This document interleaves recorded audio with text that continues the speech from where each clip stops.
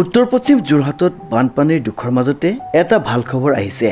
ৰাষ্ট্ৰীয় পৰ্যায়ৰ সমৰকলা প্ৰতিযোগিতাত জানমণি কোঁৱৰৰ স্বৰ্ণ পদক অৰ্জন। প্ৰাণদীপে লাভ কৰিলে ব্ৰঞ্জৰ পদক। অঞ্চলৰ কাৰণে কি মেডেল পালো? গোল্ড মেডেল পালো। তোমাৰ নামটো কি? নমস্কাৰ, মোৰ নাম জানমণি কোঁৱৰ। আগতে এনেকুৱা পদক লাভ কৰিবলৈ সক্ষম হৈছে? যোৱাবাৰ গৈছিলো, গোল্ড মেডেল আনিছিলো আৰু এইবাৰ অঞ্চলটোৰ প্ৰাণদীপ শইকীয়া তোমাৰ লগত আছিলে? মোৰ লগত আছিলে, তেখেতে ব্ৰঞ্জ পালে আৰু মই গোল্ড। আহিছে নেকি তেখেত ঘৰলৈ গ'ল এতিয়া। ঘৰলৈ গ'ল ন? উল্লেখযোগ্য যে ভোগদৈৰ বানত যোৰহাট জিলাৰ উত্তৰ পশ্চিম যোৰহাটৰ বহু পৰিয়াল বিপদস্ত হৈ থকাৰ সময়তে অঞ্চলটোলৈ সুখৰ খবৰ কঢ়িয়াই আনিছে অঞ্চলটোৰ মজিয়াভেটিৰ কিশোৰী জানমণি কোঁৱৰ আৰু ৰান্ধনীজান গাঁৱৰ প্ৰাণদীপ শইকীয়াই।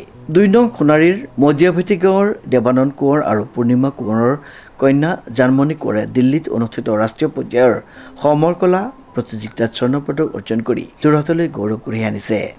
মানে মানুহৰ সাহস আৰু ধৈৰ্য্যৰ যিটো একাগ্ৰতাৰ এইটো এটা পৰিচয় দিলে আমাৰ জানমণি কোঁৱৰে ৰাষ্ট্ৰীয় লেভেলত যিটো আমাৰ সন্মান কঢ়িয়াই আনিলে, ভাৰতবৰ্ষৰ লগতে অসমৰ লগতে যোৰহাটৰ উত্তৰ পশ্চিম যোৰহাটৰ অঞ্চললৈ যিটো গৌৰৱ কঢ়িয়াই আনিলে জানমণি কোঁৱৰক প্ৰথমে আমি আন্তৰিক ধন্যবাদ জ্ঞাপন কৰিছো। আৰু আপোনালোকে সকলোৱে জানে বানপানী তেওঁলোকৰ ঘৰতো এতিয়া এককাল পানীত ডুবি আছে, তথাপিতো তেওঁলোকৰ ধৈৰ্য্য আৰু সাহসত তেওঁ যিটো এই মানৱতালৈ গৌৰৱ কঢ়িয়াই অনাৰ বাবে আৰু সকলো সহায় সহযোগিতা কৰাৰ বাবে আৰু মৰমেৰে জানমণি কোঁৱৰক আৰু আমি আশাবাদী কৰিছো, আশাৰে আমি বাট চাইছো তেওঁ আমাৰ অঞ্চলটো আৰু গৌৰৱ কঢ়িয়াই আনিব। ইফালে একেখন প্ৰতিযোগিতাতে অঞ্চলটোৰ প্ৰয়াত প্ৰসেনজিৎ শইকীয়া আৰু ববিতা শইকীয়াৰ পুত্ৰ প্ৰাণদীপ শইকীয়াই ব্ৰঞ্জৰ পদক লাভ কৰিবলৈ সক্ষম হয়। উল্লেখযোগ্য যে ভোগদৈ নদীৰ বানত জানমণিৰ বাসগৃহ বৰ্তমান পানীত ডুব গৈ আছে। এনে দুৰ্যোগৰ মাজতো জানমণিৰ এই সাফল্যই সমগ্ৰ অঞ্চলটোলৈ আনন্দৰ বতৰা কঢ়িয়াই আনিছে। সঁচাকৈ খুব ভাল লাগিছে, আমাৰ অঞ্চলটো মানে ইমান সমস্যাৰ মাজতো যে এটা গৌৰৱ কঢ়িয়াই আনিছে, আমি সঁচাকৈ গৌৰৱান্বিত। আৰু আমি আশা কৰিছো ভৱিষ্যতে যাতে আৰু ইয়াতকৈও মানে গৌৰৱ কঢ়িয়াই আনিব পাৰে। ব্লেক বেল্ট ডিগ্ৰীধাৰী জানমণিয়ে 2019 চনৰ পৰাই আছিহাৰা কাৰাটে অনুশীলন কৰি আহিছে।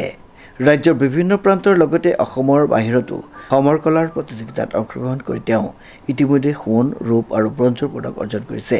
দুয়োগৰাকী খেলুৱৈ যোৰহাটত উপস্থিত হোৱাৰ পাছতেই গাঁওবাসী ৰাইজে ঢোলে ডগৰে নিজ গৃহলৈ আদৰি আনে। ইয়াৰ পূৰ্বে গাঁওবাসীয়ে জানমণি কোঁৱৰক ফুলাম গামোচা আৰু জাপি পিন্ধাই উষ্ম আদৰণি জনায়। প্ৰশান্ত গায়নৰ ৰিপৰ্ট, নিউজ নাও।